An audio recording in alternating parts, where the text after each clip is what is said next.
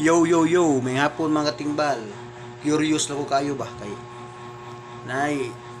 nag-advise nako na ang para pagwapo o para paplulis ko sa dagway hugaw sa manap like itis manok, tais baboy o tais irok. Ang advice nako usapod ka kanang idedera na kay kung naong mga katimbal mura na mag-mature gamay pero kung edad 40 pa ano ang advicean ko sa akong kasugat gahapon na